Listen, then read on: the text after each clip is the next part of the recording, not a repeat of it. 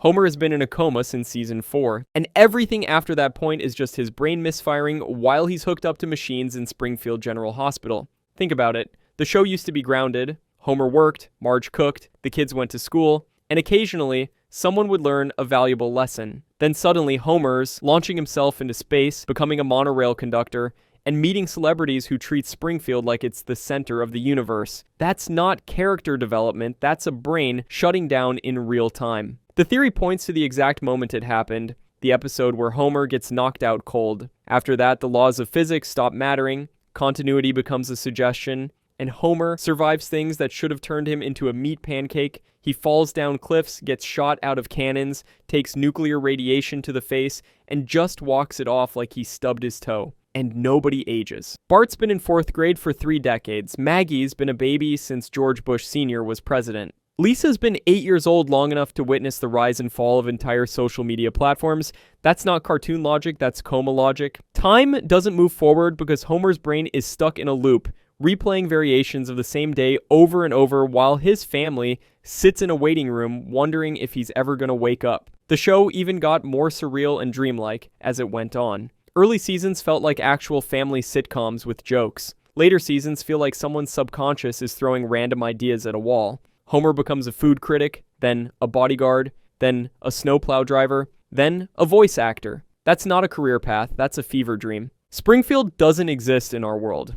It exists in a pocket dimension where time, space, and basic logic are completely meaningless. Every state in America claims Springfield is theirs, but it's never confirmed because it's nowhere. The geography changes every episode. Sometimes there's an ocean, sometimes there's mountains, sometimes there's a canyon that definitely wasn't there last week. The town map reshuffles itself like a Rubik's Cube. Moe's Tavern is next to the Simpsons house one day and across town the next. Seasons don't matter either. Christmas happens whenever the writers feel like it. Halloween is an annual tradition, but nobody remembers last year's Halloween. Spring, summer, fall, winter, they're all happening simultaneously in a place that exists outside the concept of months. It's like Springfield is a snow globe that someone keeps shaking, and every time the snow settles, the buildings have moved. And nobody notices. Nobody in Springfield ever questions why their town has been visited by every celebrity who's ever existed, or why major historical events keep happening on their doorstep, or why the nuclear plant has had more meltdowns than a teenager's diary. They're all trapped in this bubble, living the same eternal present tense where nothing sticks and nothing matters. It's a cartoon purgatory. Everyone's stuck in a loop, replaying their roles forever. Homer drinks at Moe's, Bart pranks Principal Skinner, Lisa plays her saxophone, Maggie sucks her pacifier. They're not living lives, they're performing a script that resets every 22 minutes. The Simpsons are all geniuses, but life beat it out of them one by one. Homer had a crayon lodged in his brain since childhood, literally suppressing his intelligence. When they removed it, he became a genius overnight. Inventing things, solving complex problems, understanding advanced mathematics. Then he shoved it back in because being smart made him miserable. He chose stupidity. That's not just a gag, that's a tragic character choice. Homer knows what he could be and decided he'd rather be happy than smart. Marge picks up new skills like she's downloading them directly into her brain. She becomes a cop, a bodybuilder, a pretzel entrepreneur, a painter, and she's good at all of it immediately. She's not learning, she's remembering. She's got this dormant brilliance that only shows up when the plot demands it, then she goes back to being a housewife because that's the role she's accepted. Bart's the most obvious one. The kid orchestrates elaborate pranks that would require advanced planning and psychological manipulation. He's outsmarted government agencies, conned entire towns, and created chaos on a scale that would make super villains jealous. But he channels all that genius into being a troublemaker, because society decided he was a lost cause in 2nd grade. Teachers wrote him off, his parents gave up, so he leaned into it. Lisa's the only one who embraces her intelligence, and it makes her miserable. She's surrounded by idiots in a town that doesn't value education, trapped in a family that doesn't understand her, suffocating under the weight of being the only person who sees how messed up everything is. Her genius isn't a gift, it's a curse that isolates her from everyone she loves. The Simpsons aren't a dumb family, they're a smart family that got beaten down by life, poverty, and Springfield's collective brain rot until they either hid their intelligence or weaponized it in the wrong direction. Hey, by the way, I'm posting pretty consistently here, so it would mean a lot if you could subscribe to the channel and drop a like for the algorithm. Homer knows he's a cartoon character, and that knowledge broke his brain in the best possible way. After he met God, literally had a conversation with the 5-fingered creator of the universe, something clicked. He saw behind the curtain. He realized his reality is drawn, scripted, and broadcasted to millions of people. And instead of having an existential crisis, he just stopped caring about consequences. Think about how Homer acts in later seasons. He's reckless, impulsive, and seems to operate with the confidence of someone who knows they can't actually die. He jumps into dangerous situations without hesitation, makes terrible decisions without fear, and survives purely because the universe won't let him disappear. That's not stupidity. That's enlightenment. He's achieved cartoon nirvana. He doesn't age, doesn't learn, doesn't change, because he knows none of it matters. Every episode resets, every mistake gets erased, every job he gets, he'll eventually lose. Every lesson he learns, he'll forget by next week. So why bother? Why not just eat donuts, drink beer, and strangle your son whenever he annoys you? Nothing sticks anyway. It explains why he went from lovable oaf to chaotic moron. Early Homer had hopes, dreams, and genuine emotions. Later Homer is just vibing through existence, treating life like a video game where he's already found all the cheat codes. He's not dumber. He's free. Grandpa Simpson is a time traveler who's seen too much and can't keep the timeline straight anymore. The man has first-hand accounts of every major historical event from the past century. He fought in World War II, he was at Woodstock, he witnessed the Kennedy assassination, he was there when disco died. Most people would say that's just bad writing or cartoon logic, but what if it's neither? What if Abe's been bouncing through time like a confused pinball, and now his brain is scrambled eggs trying to remember which decade he's currently stuck in? His stories contradict themselves constantly, but they're always weirdly specific. He doesn't just say he was in the war, he describes the exact trench he was in, the smell of the mud, the face of the guy next to him who didn't make it. That's not the ramblings of a confused old man. That's the trauma of someone who actually lived it multiple times in different versions. And he drops warnings about changing the past like he's speaking from experience. He tells Homer not to mess with time, not to alter events, not to think you can fix things by going back. That's not philosophical wisdom. That's practical advice from someone who's tried it and watched everything go wrong. Abe's seen the consequences of time travel firsthand, and now he's trapped in a loop where he can't die and can't escape. Nobody believes him because he's old and rambles, but maybe that's the point. Maybe he's stuck in this timeline, watching his son bumble through life, unable to change anything because he already knows how it ends. He's lived this same stretch of time over and over, watching Homer make the same mistakes, seeing Bart get in the same trouble, and he's powerless to stop any of it. Marge shot Mr. Burns, and the whole town covered it up to protect her. Everyone remembers the mystery. Who shot Mr. Burns? The show told us it was Maggie, a baby who barely has motor control, somehow grabbed a gun, aimed it, and pulled the trigger with enough precision to hit Burns in the chest. That's garbage. That's a cover story so obvious it hurts. Marge had motive, means, and opportunity. Burns had been tormenting the family, ruining Homer's life, destroying Springfield, and treating everyone like disposable trash. Marge spent years being patient and understanding, but everyone has a breaking point. She snapped. She grabbed a gun, walked up to Burns, and shot him like he was a rabid dog that needed to be put down.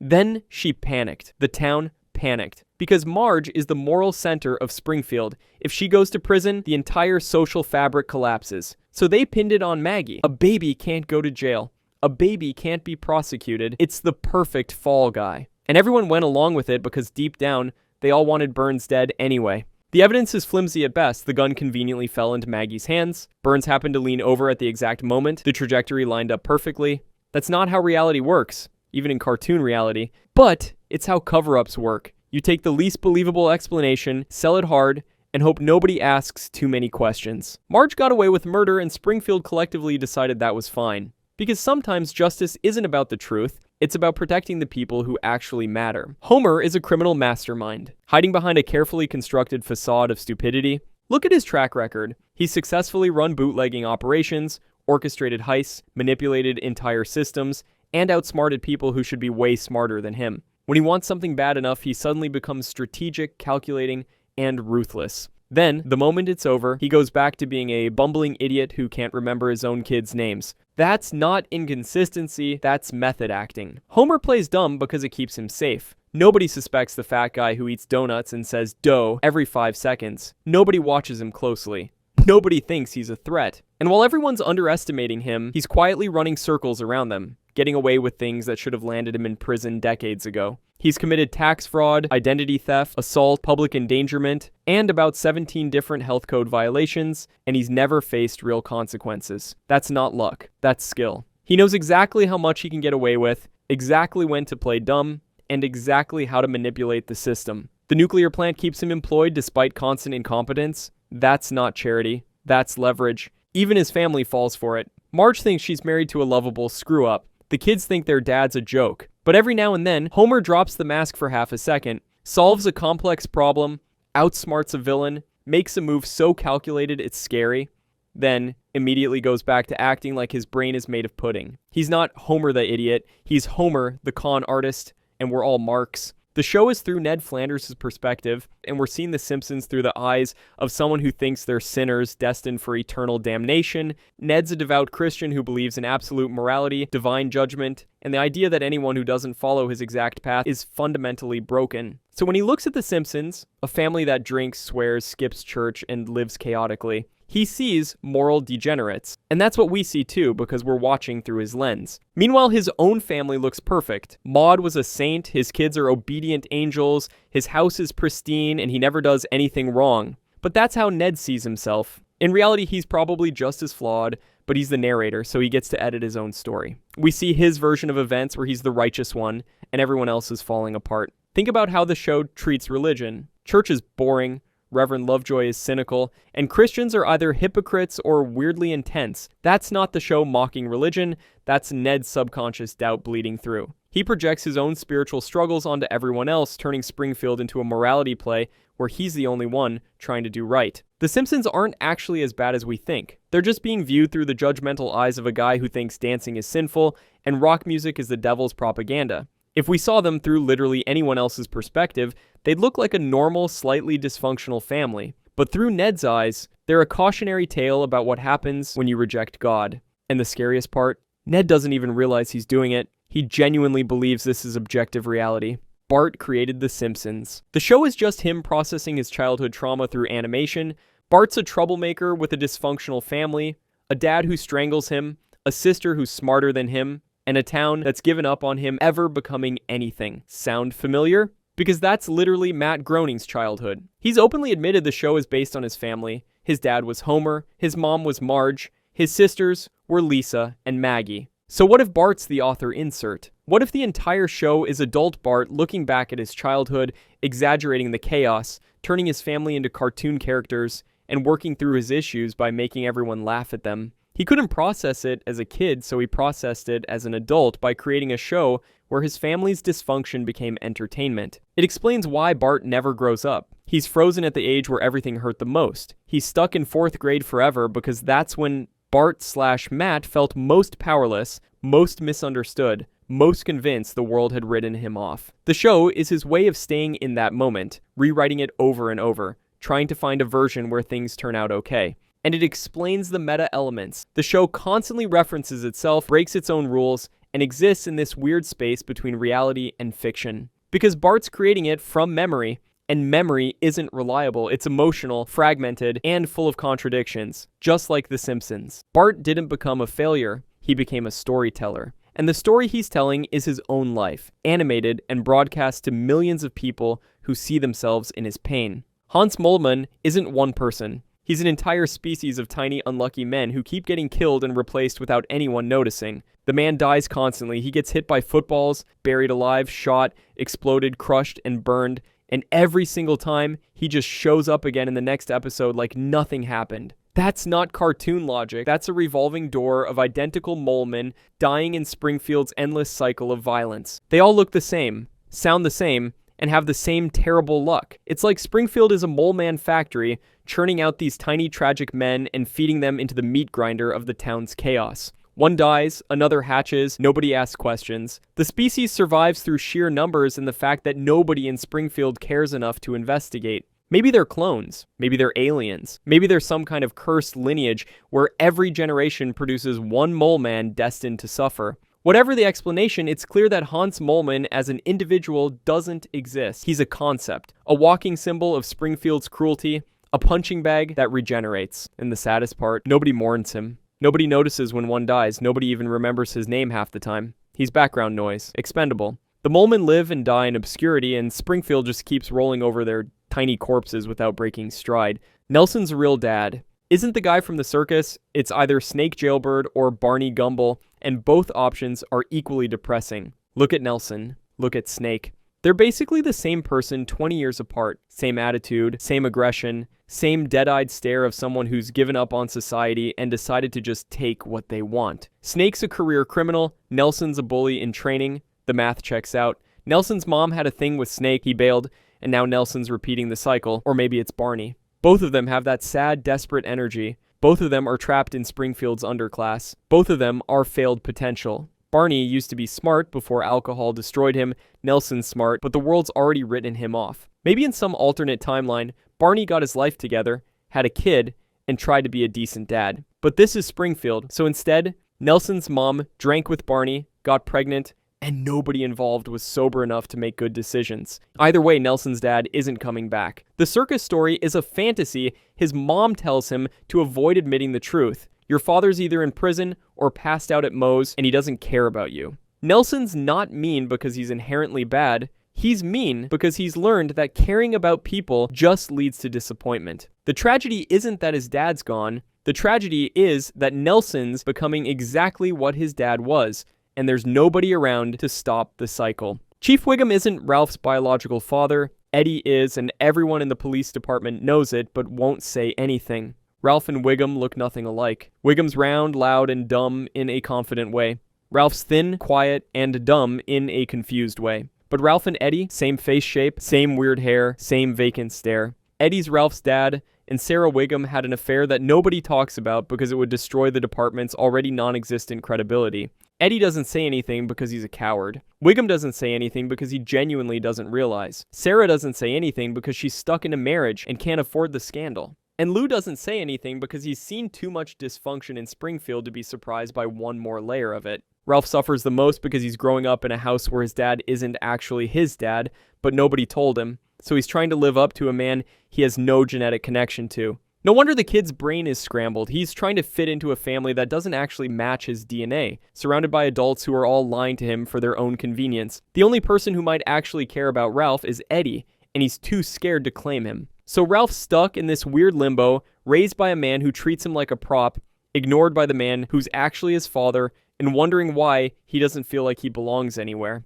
Mr. Burns knows how incompetent Homer is, and that's precisely why he keeps him employed. Burns isn't senile, he's not confused. He's a ruthless businessman who stayed rich for over a century by exploiting every possible advantage, and Homer's his greatest asset. A safety inspector so monumentally stupid that he'll never notice the violations, never report the hazards, and never cost Burns a single $1 in regulatory fines. A competent safety inspector would shut down the plant in a day. The radiation leaks alone would trigger a federal investigation. But Homer? Homer thinks the glow means everything's working. Homer reads safety manuals backward and still approves everything. Homer is the perfect employee because he's too dumb to be a threat and too oblivious to realize he's being used. Burns even tested him multiple times. He's put Homer in situations that should have exposed his incompetence, watched him fail spectacularly, and then kept him anyway. Because Homer's failures benefit Burns. Every disaster Homer causes is one more disaster Burns doesn't have to pay to prevent. And Homer gets to keep his job, his paycheck, and his illusion that he's good at what he does. It's a perfect symbiotic relationship between a plutocrat who needs a patsy and a moron who doesn't realize. Every episode of The Simpsons exists in a separate universe, and we're watching a multiverse of infinite Springfields play out simultaneously. The town's geography changes, character histories contradict themselves, people die and come back, relationships form and dissolve without explanation. That's not bad continuity. That's different timelines bleeding into each other. Each episode is a snapshot of a different universe where the same characters make slightly different choices and end up in completely different situations. In one universe, Homer's an astronaut. In another, he's a food critic. In another, he never met Marge. In another, he's dead. All of these versions exist simultaneously, and we're channel surfing through the multiverse, watching random episodes from random timelines without any connecting thread except the characters' names. It explains why nothing matters, why lessons are forgotten, why major life changes get reversed. Because none of it's happening to the same people. We're watching infinite variations of the Simpson family, living infinite variations of their lives. And the only constant is that they're trapped in Springfield, a multiversal nexus point where every possible version of these characters converges. The scary part is they don't know. None of them realize they're living in a multiverse. They think they're the only version of themselves living one continuous life. But they're not. They're just one iteration in an endless sea of Simpsons, all living, all dying, all forgotten the moment their episode ends. Barney and Moe are the same person, from different timelines, split by a temporal accident that nobody remembers. They sound alike, they're both lonely, desperate, and trapped in dead-end lives. They both have mysterious backstories that don't quite add up. And they both orbit Homer like satellites, filling the same emotional role in his life from different angles. That's because they used to be one person, and Professor Frink accidentally split them during one of his experiments. Original Moe Barney was a bartender who drank too much. Then, Frink's time machine malfunctioned, and suddenly there were two of him. One who kept the bar, and one who became the bar's best customer. Neither of them remembers being whole. They just know they feel incomplete, like something's missing, and they fill that void with alcohol and codependency. It explains why Moe's so hostile to everyone except Barney. It explains why Barney always comes back to Moe's even when he's trying to get sober. They're drawn to each other because they're literally the same person, and being near each other is the closest they'll ever get to feeling whole again. And nobody notices because Springfield's so used to weird science accidents that one more temporal paradox barely registers. Frink probably doesn't even remember doing it. He split so many timelines and created so many anomalies that Moe and Barney are just another footnote in his disaster log. Moe knows it's Bart pranking him, and he plays along because those calls are the only human connection he has. After hundreds of prank calls, Moe's not stupid. He knows the voice, he knows the pattern, he knows exactly when the phone's gonna ring and exactly what joke's coming. He answers anyway, he yells anyway. He threatens to murder whoever's calling, because it's routine, it's familiar. It's the closest thing he has to a friendship. Bart treats him like a person, not a good person, not a respected person, but a person who exists and responds and reacts. Everyone else in Springfield ignores Moe unless they need a drink. He's invisible. But to Bart, Moe's a character in an ongoing bit, a recurring punchline, someone worth calling. And that's more than most people give him. So Moe plays along. He pretends to be furious. He pretends to fall for it. He gives Bart the reaction Bart wants because it's the only interaction Moe gets that isn't transactional. For those few seconds, someone's thinking about him. Someone's engaging with him, even if it's just to humiliate him. The calls aren't torture, they're companionship. And Moe's so starved for connection that he'll take humiliation over being forgotten. Bart was a stonecutter before Homer, and the organization's been protecting him ever since. Bart saved Mr. Burns' life when he was a baby. That's canon. And the stonecutters worship Burns like he's their immortal god king. So logically, Bart should have been inducted immediately, given a lifetime membership, and granted access to every secret society Perk Springfield has to offer. But instead, Homer joins years later, and suddenly, he's the one with all the perks. Unless Bart was already a member.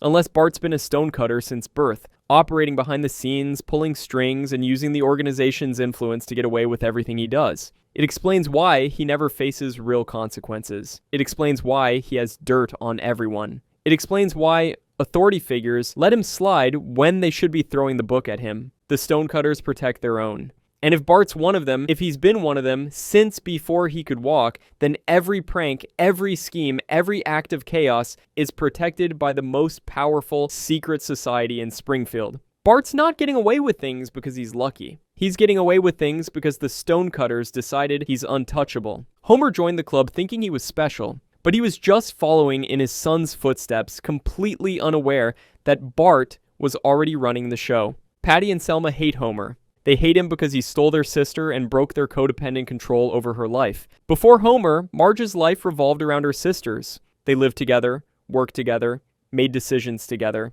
Patty and Selma had complete control over Marge's world.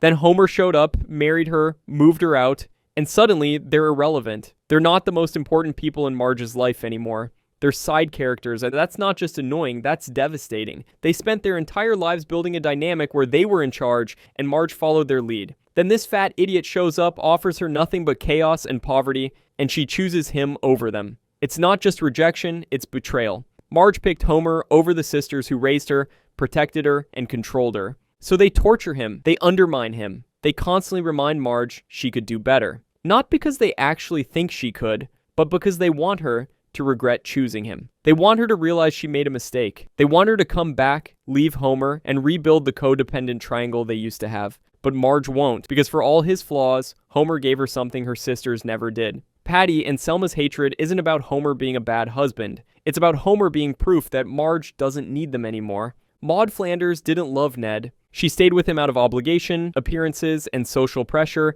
and the clues are everywhere if you look. She was distant. Every interaction between them felt performative, like she was playing the role of good Christian wife, instead of actually being one. The way she slept, and always on the far edge of the bed, as far from Ned as possible. The way she talked to him, polite but empty, like she was checking boxes on a script. The way she barely reacted to anything he did, good or bad. Maude was emotionally checked out, going through the motions of a marriage because divorce wasn't an option in their religious community. She'd be judged, ostracized, labeled a failure. So she stayed. She smiled, she went to church, she raised the kids, and she quietly suffocated under the weight of being married to a man she didn't love. Then, she died. And Ned mourned her like she was a saint, because in his mind, she was. He never noticed she was unhappy. He never saw the distance. He just saw the image she projected. Perfect wife, perfect mother, perfect Christian. And that's what he grieved. Not the real Maude, but the fantasy version he'd built in his head. Maude's death wasn't tragic because it took away a loving wife. It was tragic because she died before she ever got the chance to admit she wanted out. Homer still collects royalties from the B Sharps. And that's how the Simpsons afford their middle-class lifestyle despite Homer's constant financial disasters. They take vacations, lots of vacations, to Japan, Australia, Africa, New York, Brazil, places that should cost thousands of dollars per trip. And they do it on Homer's salary from a job he's barely qualified for, in a house they somehow own despite Homer's spending habits and multiple bankruptcies. The math doesn't work unless there's another income stream. And the B Sharps, Homer's barbershop quartet that hit #1 and toured internationally, would absolutely still be generating royalties. Their albums sold, their music played on the radio. Even if it's just a few $100 a month, that's enough to explain how the Simpsons stay afloat when they should have been evicted years ago. Marge probably manages the royalty checks without telling Homer, because if Homer knew he had a steady stream of passive income, he'd spend it immediately on donuts, beer, and increasingly stupid investments. So she quietly funnels it into the family budget, uses it to cover emergencies, and never mentions it. The B Sharps saved the Simpsons financially, and Homer doesn't even realize it. He thinks he's surviving on his nuclear plant salary, but really, he's surviving on a one-hit wonder from 30 years ago that's still paying dividends. If you enjoyed this video, I'm going to be posting a lot here, so please subscribe, and thanks for watching.